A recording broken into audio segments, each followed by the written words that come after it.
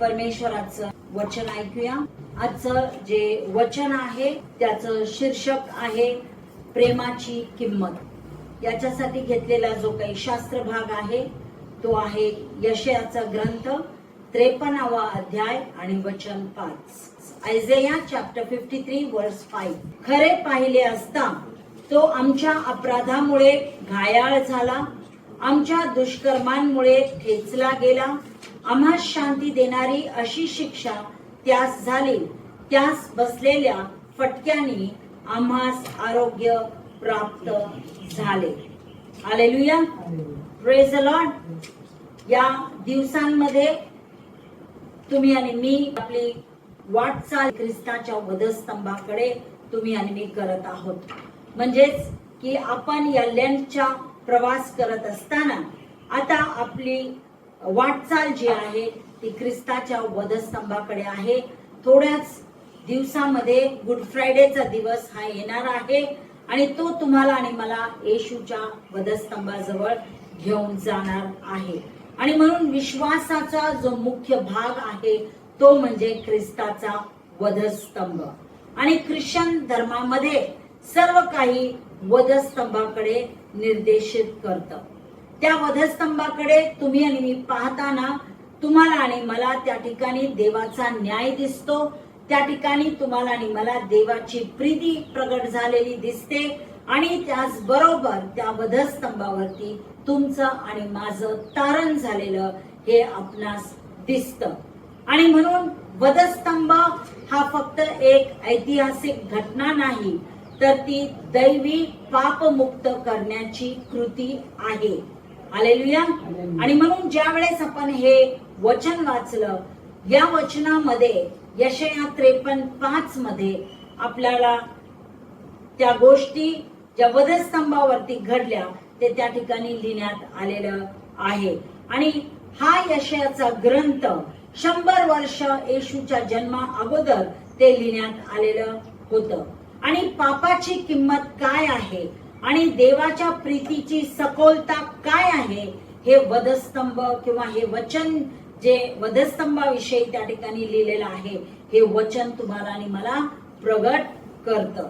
आणि म्हणून आपण आज त्या प्रेमाची किंमत काय आहे हे आज आपण वचनातून पाहणार आहोत. तर सर्वप्रथम आपण पाहूया की पापाची गंभीरता.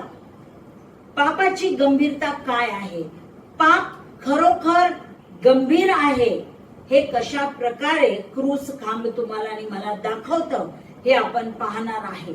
नेहमीच तुम्ही आणि मी पापाकडे पाहत असताना तुम्ही आणि मी पाप हलक्यात घेतो. आम्ही म्हणतो की फक्त एकच आमच्याकडून चूक झालेली आहे. काही जण म्हणतात की सगळेच पाप करतात आणि म्हणून मी पाप केलं तर त्यात काय चूक झाली.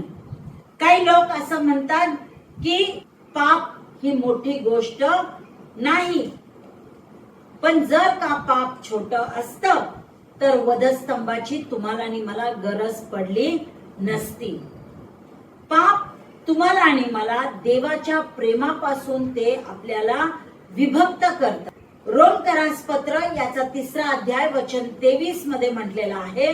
रोमन्स चॅप्टर 3 वर्स 23. कारण सर्वांनी पाप केले आणि ते देवाच्या गौरवाला उणे पडले आहेत.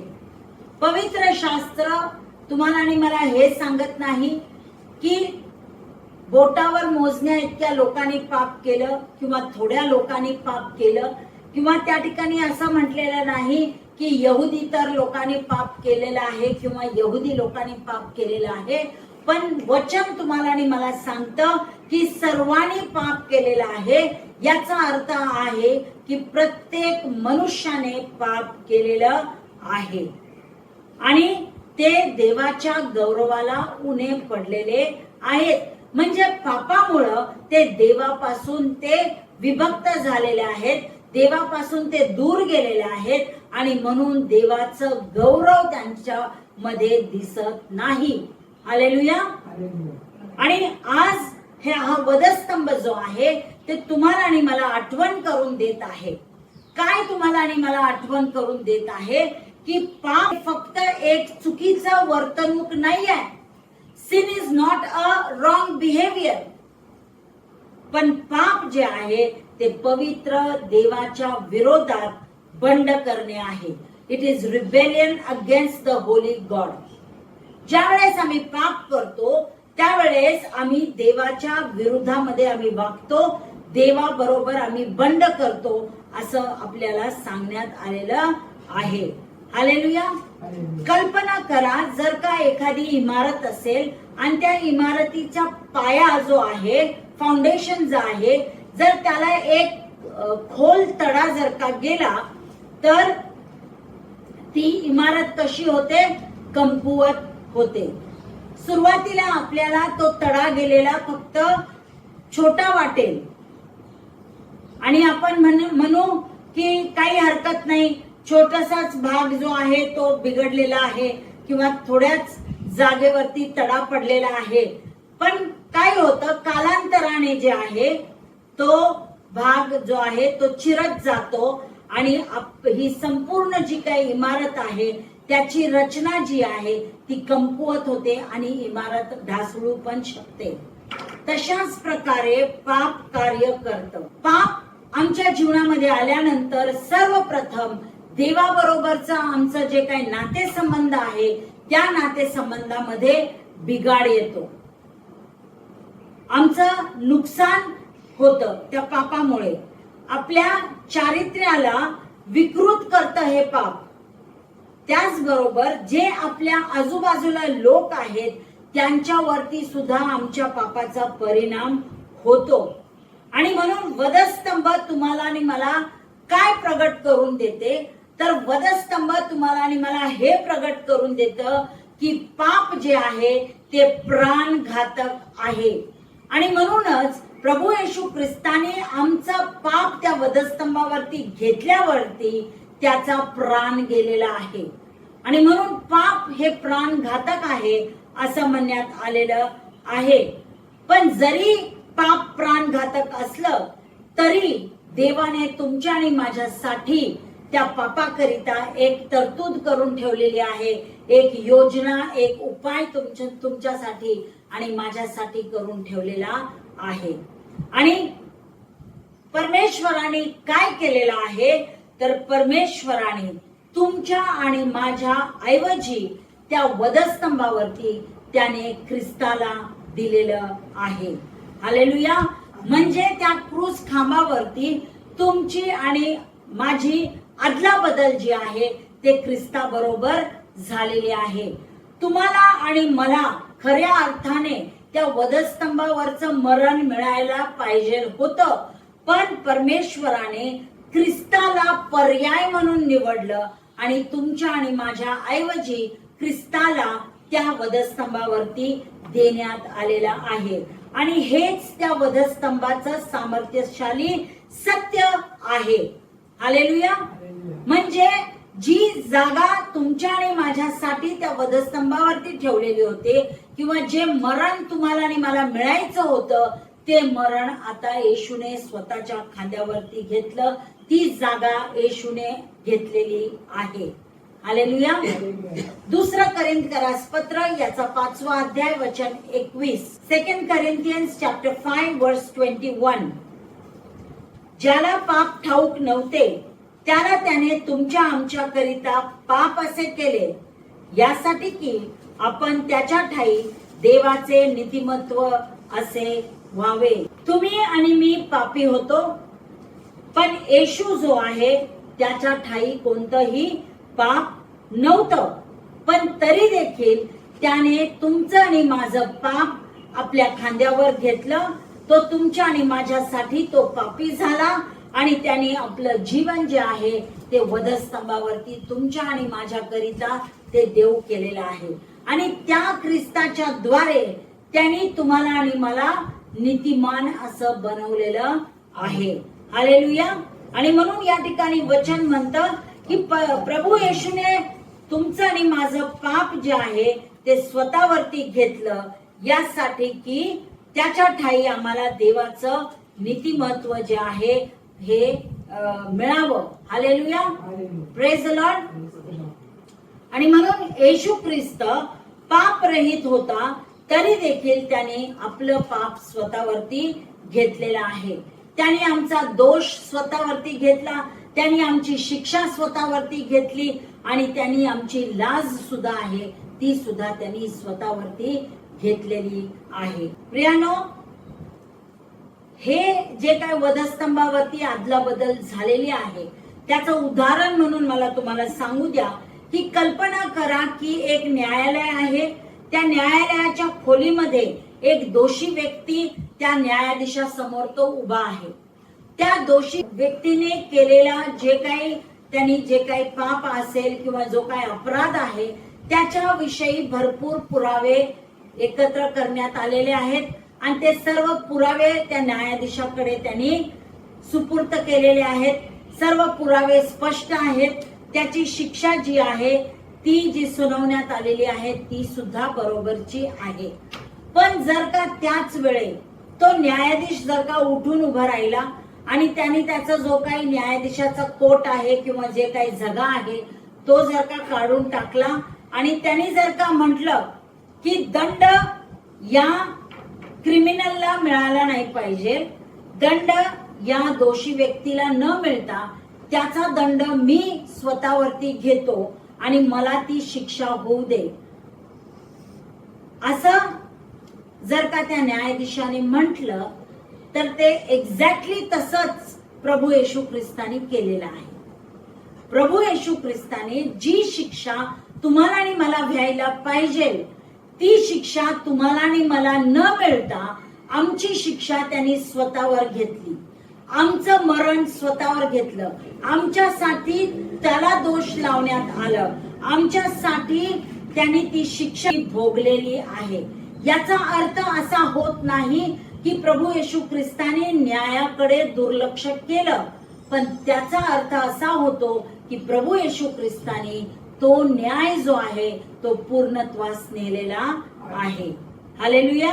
आणि म्हणून क्रूस खांबाकडे तुम्ही आणि मी पाहिल्यानंतर तुम्हाला आणि मला हे आठवण करून देतं क्रूस खांब की आमच्या ऐवजी पर्याय म्हणून ख्रिस्ताला त्या वधस्तंभावरती देण्यात आलेलं आहे. त्यानंतर तिसरी गोष्ट ही आहे की वधस्तंभाकडे ज्या वेळेस आम्ही पाहतो त्यावेळेस आम्हाला देवाच्या प्रीतीची खोली किती आहे हे कळतं. The depth of God's love किती आहे हे आम्हाला कळतं. जी काही महान जे काही प्रमाण आहे ते म्हणजे वधस्तंभ आहे. हालेलुया. आणि म्हणून पाऊल रोमच्या मंडळीला लिहित असताना रोमकरास पत्र 5वा अध्याय आणि वचन 8, परंतु देव आपणावरच्या स्वतःच्या प्रीतीचे प्रमाण हे देतो की आपण पापी असतानाच ख्रिस्त आपणासाठी मरण पावला. हालेलुया. देवाच्या प्रीतीचं प्रमाण काय आहे, त्याच्या प्रेमाचं प्रमाण काय आहे हे या वचनाच्या द्वारे आपल्याला समजतं. वचन सांगतं की तुम्ही आणि मी पापी असतानाच ख्रिस्त आपणासाठी मरण पावला. तुम्ही आणि मी पापी असतानाच म्हटलेलं आहे.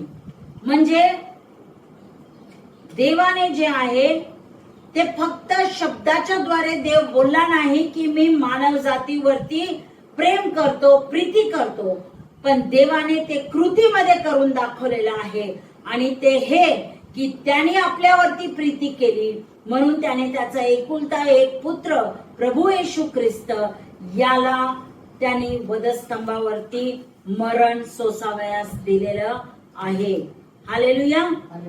आणि ती जी त्यागाची कृती आहे जी येशूने वधस्तंभावरती केलेली आहे त्याच्याद्वारे देव पित्याचं प्रेम तुम्हाला आणि मला प्रगट झालेलं आहे. हालेलुया. आणि वचन तुम्हाला आणि मला सांगतं की आपण पापी असतानाच, म्हणजे याचा अर्थ काय होतो की आम्ही वाईट होतो. आम्ही पापी असतानाच म्हणजे आम्ही वाईट असतानाच, आम्ही अपराधी असतानाच काय झालेलं आहे, येशू आमच्यासाठी मरण पावलेला आहे.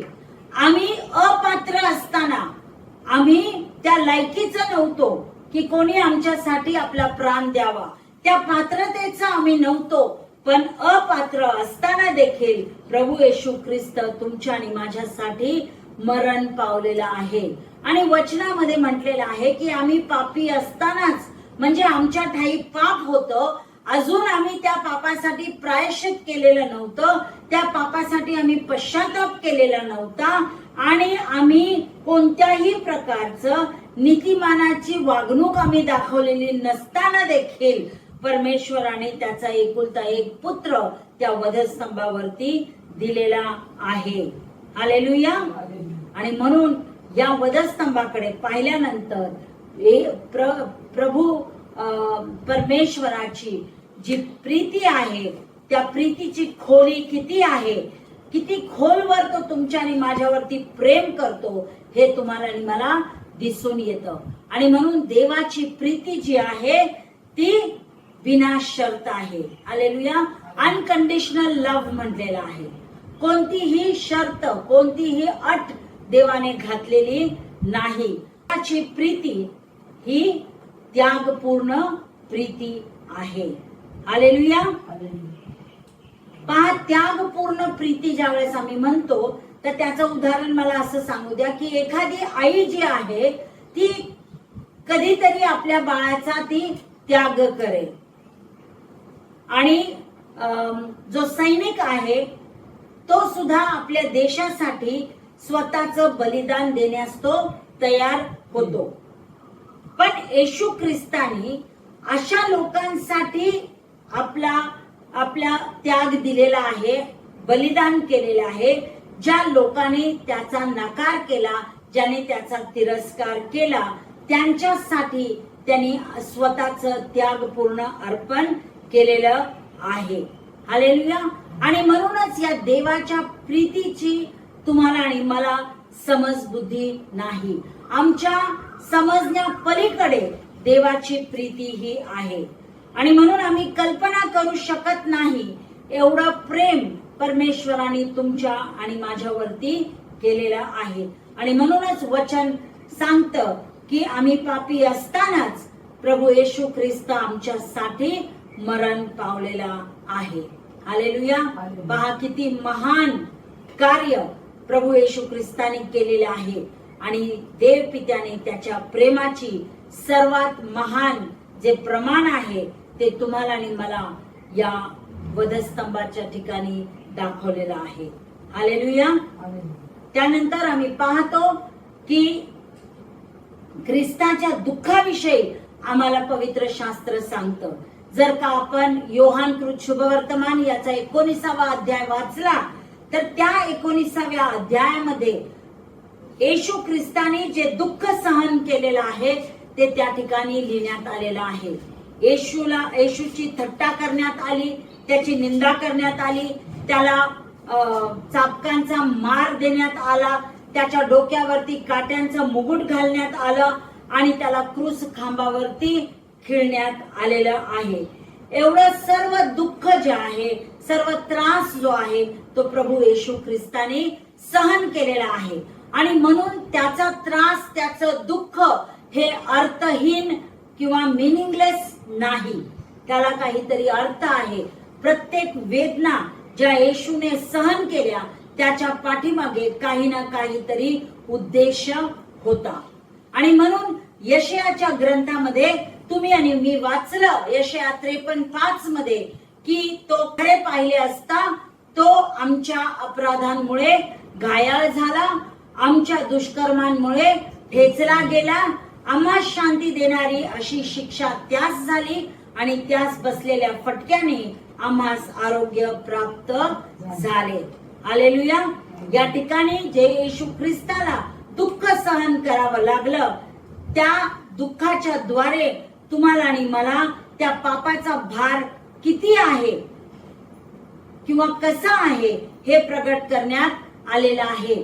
पाप मुक्तीची किंमत काय आहे हे तुम्हाला आणि मला त्या प्रभू येशू ख्रिस्ताच्या दुःखामुळे, दुःख सहनामुळे तुम्हाला आणि मला समजतं. आणि म्हणून तुम्ही आणि मी आम्ही नेहमी लक्षात ठेवलं पाहिजे की येशू जो आहे तो बळी म्हणून त्याला देण्यात आलं नव्हतं, तर स्व इच्छेने जे आहे त्यांनी वधस्तंभाची निवड केलेली होती. Hallelujah, praise the Lord. आणि म्हणून आम्ही ज्या वेळेस या वधस्तंभाकडे पाहतो त्यावेळेस येशूने जे काही दुःख तुमच्या आणि माझ्या पापासाठी, तुमच्या आणि माझ्या अपराधांसाठी सहन केलं ते आम्हाला त्या ठिकाणी दिसून येतं. कशा प्रकारे त्याला मारण्यात आलं, कशा प्रकारे त्याला खिळण्यात आलं, ठेचण्यात आलं, हे सर्व जे काही दुःख त्यांनी सहन केलेलं आहे ते आम्हाला वधस्तंभाकडे पाहिल्यानंतर आमच्या ते लक्षात यायला पाहिजे. हालेलुया. त्याचप्रमाणे या क्रूस खांबाकडे तुम्ही आणि मी पाहत असताना प्रथमच ज्या वेळेस आपण त्याला पाहतो त्यावेळेस कधी कधी आपल्याला वाटतं की हा वधस्तंभ जो आहे तो पराभव झालेली एक गोष्ट आहे. हालेलुया. वधस्तंभ म्हणजे पराभव असं वाटतं, डिफीट वाटतं. पण प्रत्यक्षात वधस्तंभाकडे पाहिल्यानंतर आमचा विजय त्या ठिकाणी झालेला आहे हे आम्हाला पाहायला मिळतं. हालेलुया. येशू ख्रिस्त त्या ठिकाणी मरण पावलेला आहे, त्या वधस्तंभावरती त्यांनी प्राण दिलेला आहे. म्हणून तुम्हाला आणि मला असं वाटतं की आमचा पराभव झालेला आहे, पण असं नाहीये प्रियानो. वधस्तंभ जो आहे तो तुम्हाला आणि मला हे दाखवून देतो की तुमचा आणि माझा विजय झालेला आहे. पापावरती आम्ही विजय मिळवलेला आहे, मरणावरती आम्ही विजय मिळवलेला आहे, आजारपणावरती आम्ही विजय मिळवलेला आहे आणि त्याचबरोबर आम्ही सैतानावरती आम्ही विजय मिळवलेला आहे. Praise the Lord. आणि म्हणून या वधस्तंभाच्या द्वारे पापाचा पराभव झालेला आहे हे आम्ही समजून घेतलं पाहिजे. सैतानावरती मात केलेला आहे हे आम्ही समजून घेतलं पाहिजे. आणि विशेष करून आमचं तारण जे आहे ते निश्चित झालेलं आहे. हालेलुया. आणि म्हणूनच त्या वधस्तंभावरती येशूचं मरण होत असताना त्यांनी काय घोषणा केलेली आहे, शेवटचं वाक्य तो त्या ठिकाणी काय बोललेलं आहे की हे पूर्ण झालेलं आहे. हालेलुया. याचा अर्थ हा आहे की ते कर्ज जे आहे ते फेडलं गेलेलं आहे, कार्य पूर्ण झालेलं आहे आणि देवाने त्याचा तारणाचा मार्ग जो आहे तो आमच्यासाठी उघडा केलेला आहे. हालेलुया. आणि म्हणूनच या क्रूस खांबाकडे, या वधस्तंभाकडे बघताना आमच्या लक्षात हे आलं पाहिजे की हा वधस्तंभ म्हणजे अंत नाही, तर तिथून पुढे पुनरुत्थानाची सुरुवात आहे. हालेलुया. आणि म्हणून हा वधस्तंभ तुम्हाला आणि मला पुनरुत्थानाकडे घेऊन जातो हे आमच्या लक्षात आलं पाहिजे. आणि मग आम्ही त्या क्रूस खांबाला कशा प्रकारचा प्रतिसाद देणार आहोत. वधस्तंभ जो आहे तो प्रतिसादाची मागणी करतो आणि म्हणून आम्ही तटस्थ राहू शकत नाही. त्या वधस्तंभाच्या द्वारे तुम्हाला आणि मला परमेश्वराने क्षमा केलेली आहे हे आम्ही लक्षात घेतलं पाहिजे. आणि जी क्षमा तुम्हाला आणि मला मिळालेली आहे ती क्षमा तुम्ही आणि मी स्वीकारली पाहिजे. कारण प्रभू येशू ख्रिस्ताने त्यासाठी किंमत मोजलेली आहे. विश्वासाने त्याच्या कृपेच्या द्वारे जी क्षमा तुम्हाला आणि मला मिळालेली आहे त्या क्षमेचा स्वीकार तुम्ही आणि मी केला पाहिजे. आणि म्हणून आज देखील आमच्या ठाई जर का कोणतं पाप असेल तर आम्ही त्या प्रभूच्या चरणाजवळ आम्ही गेलं पाहिजे आणि आमच्या पापासाठी आम्ही प्रायश्चित केलं पाहिजे.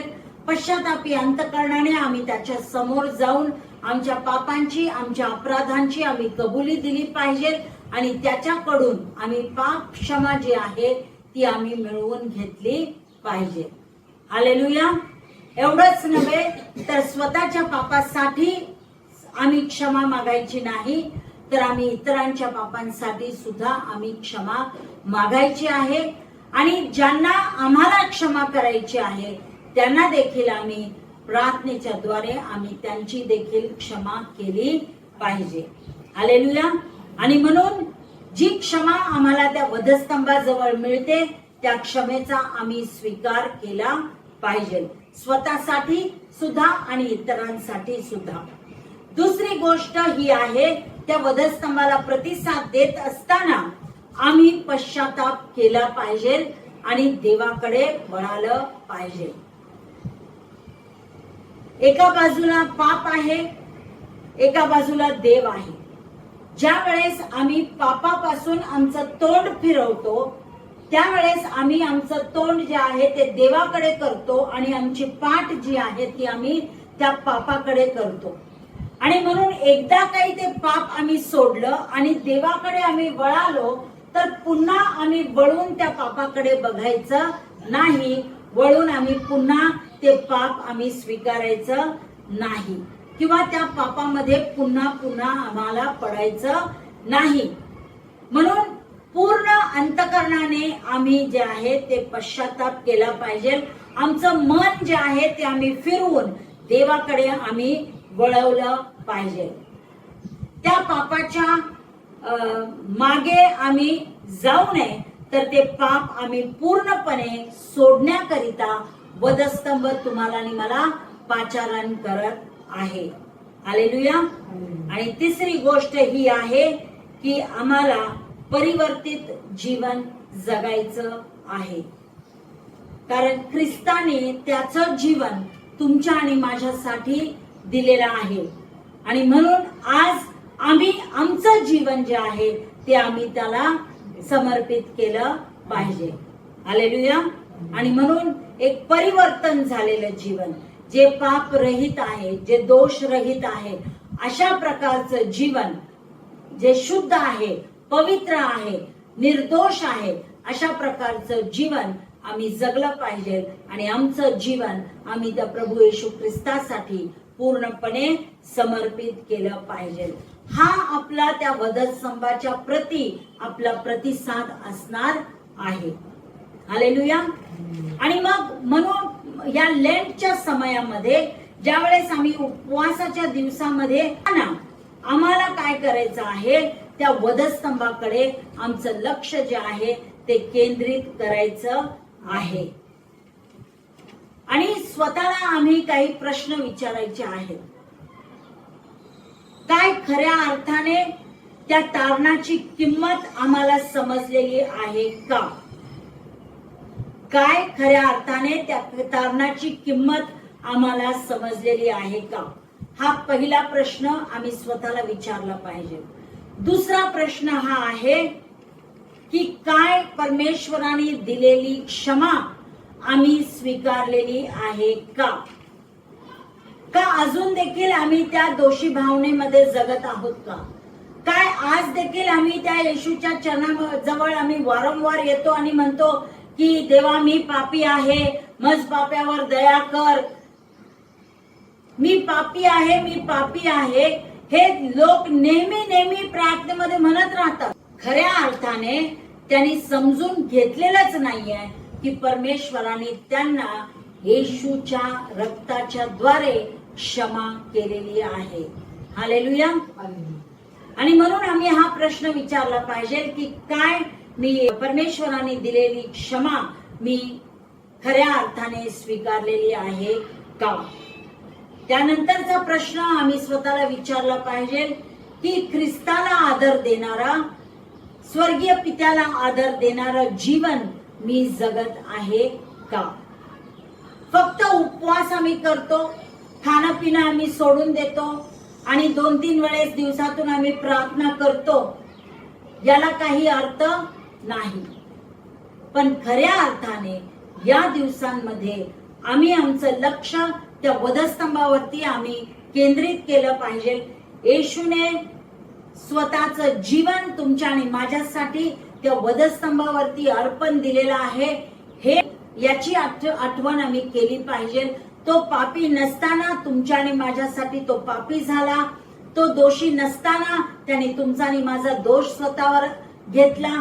त्याने तुमची आणि माझी लज्जा स्वतःवरती घेतली आणि तो तुमच्या आणि माझ्यासाठी मरण पावलेला आहे. हे त्या वधस्तंभाकडे पाहिल्यानंतर तुम्हाला आणि मला या सर्व गोष्टी आठवल्या पाहिजेत. आणि किती गंभीर पाप ते होतं. आणि आणि देवाचं वचन तुम्हाला आणि मला सांगतं की पापाचं वेतन हे काय आहे? मरण आहे. आणि ते मरण दंड तुम्हाला आणि मला न मिळता ते मरण प्रभू येशू ख्रिस्तानी स्वतःवरती घेतलं.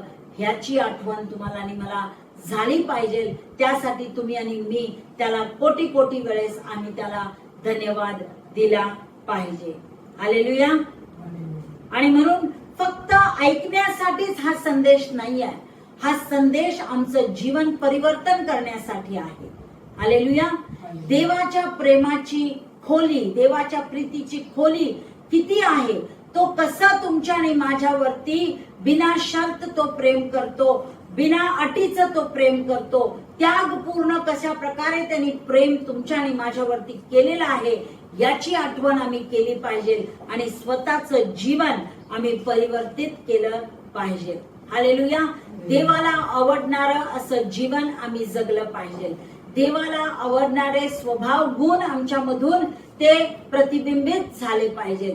ख्रिस्त जर आमच्या ठाई वास करतो तर त्या ख्रिस्ताचे जे काही गुणधर्म आहेत ते आमच्या जीवनामधून दिसले पाहिजेत. हालेलुया. जर तुम्ही आणि मी पवित्र आत्म्याचं मंदिर आहे असं जर का आम्ही म्हणतो तर त्या पवित्र आत्म्याची फळं आमच्या जीवनामधून दिसली पाहिजेत. मगच आम्ही म्हणू शकतो की खऱ्या अर्थाने आमचं जीवन परिवर्तित झालेलं आहे. हालेलुया. आणि म्हणून हा क्रूस खांब तुम्हाला आणि मला हे दाखवतं की पाप गंभीर आहे, देवाची प्रीती ही किमती आहे आणि त्याचबरोबर कृपा जी आहे ही सामर्थ्यशील आहे. येशू ख्रिस्तानी ती किंमत तुमच्या आणि माझ्यासाठी त्यांनी मोजलेली आहे. स्वतःचा प्राण तुमच्या आणि माझ्यासाठी त्यांनी अर्पण केलेला आहे. आणि मग त्याला तुम्ही आणि मी कशा प्रकारचा प्रतिसाद द्यायचा आहे हे मी तुम्हाला सांगितलेलं आहे की आम्हाला ती क्षमा जी क्रूस खांबाच्या द्वारे मिळालेली आहे ती क्षमा आम्हाला स्वीकारायची आहे. आम्हाला खऱ्या अर्थाने पश्चाताप करून देवाकडे वळायचं आहे आणि परिवर्तित जीवन त्याच्यासाठी आम्हाला जगायचं आहे. आणि म्हणून आम्ही ज्या वेळेस त्या वधस्तंभाकडे आम्ही पाहतो त्यावेळेस त्या वधस्तंभाला पाहून घाई गडबडीने आम्ही तो उलटून आम्ही पुढे जाऊ नये. तर थोडा वेळ आम्ही त्या वधस्तंभाकडे आम्ही पाहत राहावं, त्या ठिकाणी आम्ही थांबावं. वधस्तंभ काय गोष्टी आम्हाला प्रतिबिंबित करत आहे किंवा वधस्तंभाच्या द्वारे काय वधस्तंभ काय प्रकाश आमच्यावरती टाकत आहे हे थोडा वेळ थांबून आम्ही पाहिलं पाहिजे. आणि त्यानंतर आम्ही त्या देवपित्याची आणि प्रभू येशू ख्रिस्ताची आम्ही आराधना केली पाहिजे. त्याला आम्ही धन्यवाद दिला पाहिजे. हालेलुया. कारण याच क्रूस खांबाजवळ तुम्हाला आणि मला क्षमा मिळते. या क्रूस खांबाच्या द्वारे तुम्हाला आणि मला भावी जीवनाची आशा देण्यात आलेली आहे आणि ख्रिस्तामधलं नवीन जीवन जे आहे ते देखील आम्हाला या वधस्तंभाच्या द्वारे मिळालेलं आहे. हालेलुया. आणि म्हणून या वधस्तंभासाठी आम्ही परमेश्वराचं मनापासून आभार मानलं पाहिजे. हालेलुया. जर प्रभू येशू ख्रिस्ताने त्या वधस्तंभावरती आपला प्राण तुमच्या आणि माझ्यासाठी दिला नसता तर आमचं काय झालं असतं? तर आम्हाला तारण मिळालं नसतं, आम्हाला पाप क्षमा मिळाली नसती आणि येशूच्या ऐवजी आम्हालाच मरणदंड सोसावा लागला असता. आणि म्हणून आम्हाला प्रभू येशू ख्रिस्ताचं देखील मनापासून आभार मानायचा आहे कारण त्यांनी त्याचा प्राण तुमच्या आणि माझ्यासाठी त्यांनी देऊ केलेला आहे. ती तारणाची किंमत त्यांनी मोजलेली आहे. येशूने ती किंमत मोजलेली आहे आणि म्हणून तुम्हाला आणि मला तारण फुकट मिळालेलं आहे. हालेलुया. Praise the Lord. आणि जे जीवन पापाचं जीवन जे होतं ते तुम्हाला आणि मला नाशाच्या वाटेवरती ते घेऊन चाललेलं होतं. ज्या नाशाच्या वाटेवरती गेल्यानंतर सार्वकालिकरित्या तुम्ही आणि मी देवपित्यापासून विभक्त होणार होतो. पण प्रभूने तुमच्या आणि माझ्यावरती कृपा केली, तुम्हाला आणि मला तारणाची वाट दाखवली आणि तुम्हाला आणि मला ते सार्वकालिक जीवन देण्याची आशा त्यांनी तुम्हाला आणि मला देऊ केलेले आहे. किती प्रेम त्यांनी तुमच्या आणि माझ्यावरती केलेलं आहे हे त्या वधस्तंभाच्या द्वारे तुम्हाला आणि मला समजतं. आणि म्हणून आम्ही आमच्या जीवनाच्या द्वारे त्या परमेश्वराचा आम्ही आभार मानला पाहिजे, त्याचा आदर आम्ही केला पाहिजे, त्याला आम्ही मान सन्मान आणि गौरव सदा सर्व काळ आम्ही दिला पाहिजे. हालेलुया. आणि म्हणून या लेंटच्या समयामध्ये आम्ही अधिक आणि अधिक आम्ही त्या देवपित्याच्या जवळ आम्ही आलं पाहिजे. एक घट्ट आणि मजबूत नातेसंबंध आम्ही देवपित्या बरोबर जोडलं पाहिजे, कारण त्यांनी प्रेमाची किंमत जी आहे ती वधस्तंभाच्या द्वारे त्यांनी तुम्हाला आणि मला काय ती किंमत आहे हे दाखवून दिलेलं आहे. हालेलुया. Praise the Lord. परमेश्वर या वचनाच्या द्वारे तुम्हाला आणि मला आशीर्वादित करो. या वचनाकरिता आपण परमेश्वराचं आभार मानूया, त्याच्या नावाला आपण धन्यवाद देऊया. एकत्र आपण प्रार्थना करूया. स्वर्गीय पिता, येशूच्या नावामध्ये आम्ही तुझ्या चरणाजवळ येऊन प्रभू या वधस्तंभाबद्दल प्रभू आम्ही तुझ्या नावाला धन्यवाद देतो, आम्ही तुझी स्तुती करीतो. प्रभू, जी प्रीती तू आम्हावरती केलीस आणि जो तुझा एकुलता एक पुत्र तू आमच्याकरिता त्या वधस्तंभावरती तू देऊ केलास, त्या तुझ्या सखोल प्रीतीबद्दल, त्या तुझ्या अनकंडिशनल लव्ह बद्दल, त्या तुझ्या त्यागपूर्ण प्रीतीबद्दल आम्ही तुझ्या नावाला धन्यवाद देतो, आम्ही तुझी स्तुती करीतो. प्रभू येशू ख्रिस्ताचा प्राण त्या वधस्तंभावरती देऊन प्रभू जी तारणाची किंमत तू आमच्यासाठी मोजलीस त्याबद्दल आम्ही तुझ्या नावाला धन्यवाद देतो. बाप्पा, आम्ही तुझी स्तुती करीतो. प्रभू, जे तारण येशूच्या द्वारे तू आम्हाला फुकट उपलब्ध करून दिलंस त्यासाठी आम्ही तुझ्या नावाला धन्यवाद देतो, आम्ही तुझा आभार मानतो. प्रभू दाळ परमेश्वरा, तू आम्हाला आशीर्वादित केलंस. आज ह्या वचनाच्या द्वारे तू आमच्या बरोबर तू बोललास, तुझा आभार मानते. प्रभू, तुला आवडणारं जीवन आम्ही जगण्याकरिता तू आमचं सहाय्य कर. पापापासून पूर्णपणे आम्ही फिरावं, त्या पापाकडे पुन्हा आम्ही वळून पाहू नये, त्या पापमय जीवनाकडे आम्ही पुन्हा जाऊ नये याकरिता प्रभू तू आमचं सहाय्य कर. तुझ्या आत्म्याच्या द्वारे तू आमचं मार्गदर्शन कर, अशी मी तुझं प्रार्थना करीते. देवा, आमचं जीवन तुला आवडणारं असं असू दे, तुला आदर देणारं आमचं जीवन असू दे. आणि प्रभू, अधिक आणि अधिक प्रभू या उपवासाच्या दिवसामध्ये आम्ही तुझ्या बरोबर अधिक घट्ट आणि जवळीक नाते संबंध आम्ही जोडावेत याकरिता देवपित्या तू आमचं सहाय्य कर, अशी मी तुझं प्रार्थना आणि विनंती करते. पुन्हा एकदा प्रभू या वचनाकरिता तुझं मनापासून आभार मानते, तुझी स्तुती करीते.